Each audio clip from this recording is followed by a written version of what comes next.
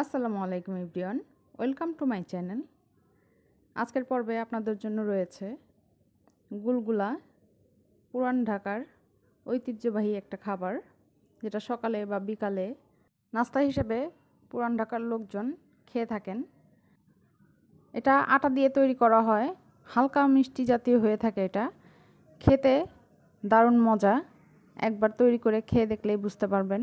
তো এটা কিভাবে বাসায় তৈরি করা যায় পারফেক্টভাবে সেটা আমি দেখিয়ে দিব।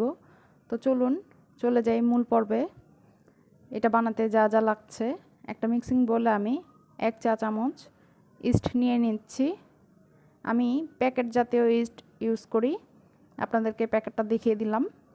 প্যাকেটের ইস্টগুলো মরা হয় না, বোতলের ইস্টগুলো বেশিরভাগ সময় মরা থাকে। কথা বলতে বলতে এর মধ্যে আমি 1/3 কাপ চিনি দিয়ে দিচ্ছি, আর 4 ভাগের 1 ভাগ লবণ দিয়ে দিচ্ছি। লবণটা আপনাদের টেস্ট অনুযায়ী দিবেন। দিয়ে দিচ্ছি হাফ চা চামচ মৌরি বা মিষ্টি জিরা, আর দিয়ে দিচ্ছি হাফ কাপ পানি। এটা কিন্তু নর্মাল পানি না, কুসুম গরম পানি। এই কুসুম গরম পানিটা দেওয়ার কারণ হচ্ছে ইস্টটা যাতে অ্যাক্টিভ হয়ে যায়। প্যাকেটের ইস্ট এমনিতেই অল্প সময়ে অ্যাক্টিভ হয়ে যায়।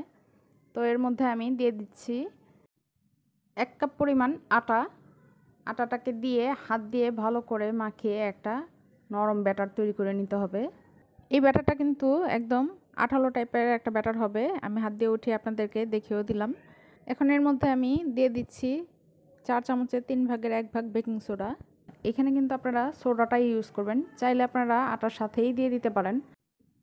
আমি এই সোডাটা ব্যাটারটা মাখানোর পরে ইউজ করে থাকি, এই জন্য আমি পরে দিয়ে নিলাম। এখন এটাকে আমি 20 মিনিটের জন্য ঢাকনা দিয়ে ঢেকে রেস্টে রেখে দিয়েছিলাম।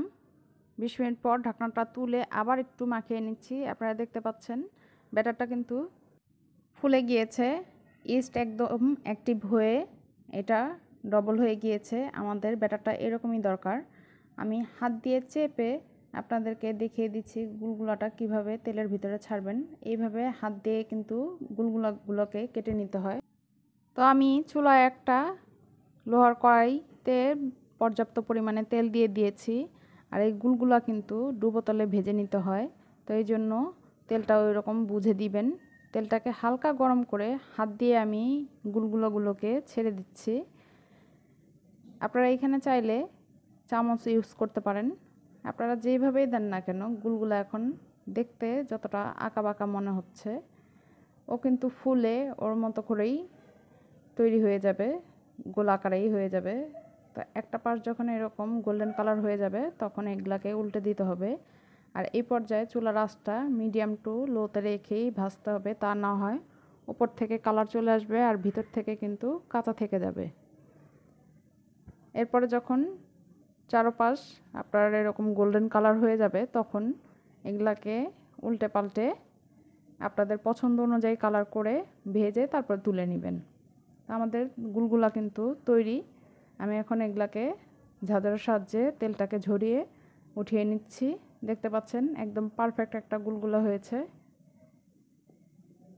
এইভাবে করে আমি সবগুলো গুলগুলো তৈরি করে নিব।